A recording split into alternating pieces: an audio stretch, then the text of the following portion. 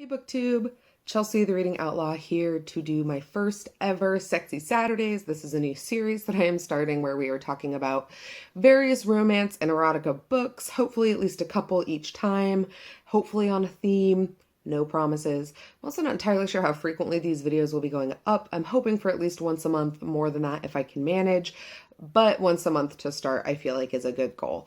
So, the title of today's episode, as you will probably seen in that gloriously ridiculous thumbnail that I took, is called Holy Fuck, and that is because both of the books that we are dealing with today are erotica focused on or having something to do with the Catholic Church.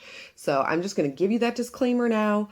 If sexual kink bothers you, if non-heteronormativity bothers you, if people combining sex and religion bothers you, this may not be the video for you. Feel free to click away and come back later. We'll still be here. I'll still love you. There's no shame. But if none of those things really bother you, then strap yourself in, pun fully intended, because we are going to talk about some naughty, naughty books. The first one we're going to talk about, you've heard me mention before because it is one of my all-time favorite erotica series and probably in my top 20 series of all times. And it's called the original Sinners trilogy, The Red Years, because the author has since written a prequel series. But The Red Years, the first one was called The Siren, and that's kind of the one that we'll mainly be talking about today. The Siren is by Tiffany Rice, and this is about Nora Sutherland. Nora Sutherland lives by day as an erotica romance writer herself, and at night she is the queen of the underground S&M sex circuit in New York City. She is a dominatrix that people will pay hundreds of thousands of dollars to come and do the things that she does, and she is absolutely in love with and was taught how to be a dominatrix by her priest, the priest from her Catholic high school where she grew up, a priest she's been involved with since she was an early teenager. And so the book raises really good questions of consent and boundaries, and it is a really, really, I think, healthy examination of how to establish a safe BDSM relationship. I believe that there are a lot of misgivings and misnomers out there about BDSM as a group of sexual kink, but this book really thoroughly discusses what the roles of dominant and submissive really mean, how to establish trust and safety and consent in a scenario where it seems that consent is being removed from one of the people. And it's super hot. If you are into non-missionary, adventurous, kinky sex, then this is absolutely the book for you. There are several scenes of bondage. There are several scenes of sexual humiliation. This is the way that I tell people about this book is that not everything in it may be the thing that's going to ring your bells, but if it rings your bells, it is going to ring them so hard. I love this book. The characters are so incredibly well drawn, and that is something that I really look for in romance and erotica, is kind of steering clear of some of those tropes, steering clear of some of that cliched writing. I think it's one of those things where you should be able to take all of the erotic content out of your book and still have it stand as a good story.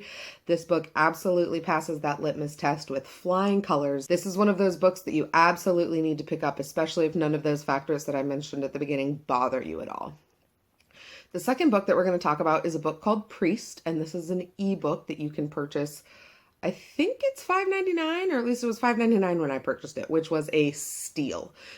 Priest is about, as it sounds, a priest. He's a committed Catholic priest until one day a female parishioner walks into his life, and the next thing we know, he is fucking her on the altar. And that's just within the first 20 pages.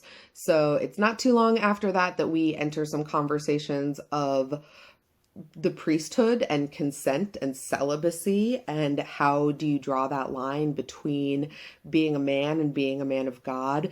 This book is not really kinky except for the fact that he is an ordained priest.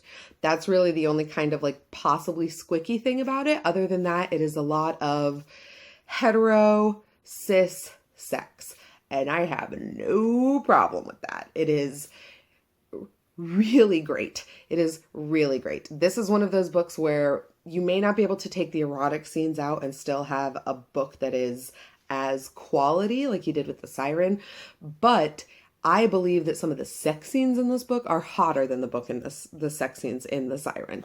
So really it just kind of depends on whatever your flavor of the week is, how much kink you prefer in your books. I will say I had some troubles with the way that Priest ended, and I felt like there are some kind of thematic questions that they didn't explore possibly as fully as she could, but I still really enjoyed it. Like I said, I still think it was an absolute steal to pick it up for a couple of bucks on Kindle, so I would highly recommend that you do so. And those are the two books that we're going to talk about for this Sexy Saturday.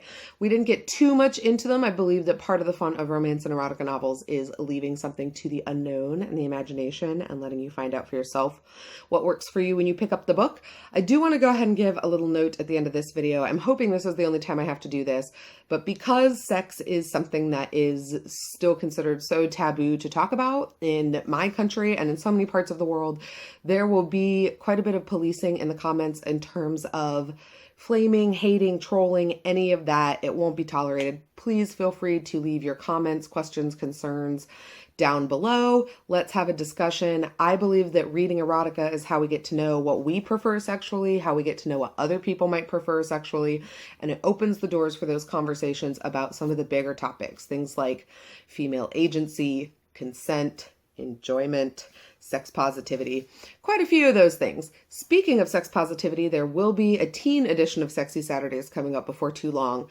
that won't necessarily be erotica, but will focus on books that take a positive and realistic stance towards teens and sex. So if you have recommendations for that, please send them my way. I have a couple I'm already ready to recommend, but I'm always looking for more titles. And yeah, please feel free to leave any comments you have down below as long as they are respectful and not cruel or judgmental. This is going to be a safe space. So come on, guys. Let's talk about sex, baby. Let's talk about you and me. I'm not even going to sing the rest of that song, although I could if I wanted to. All right, guys, have good reading. Let me know on social media what you're up to, and I am always here to chat books.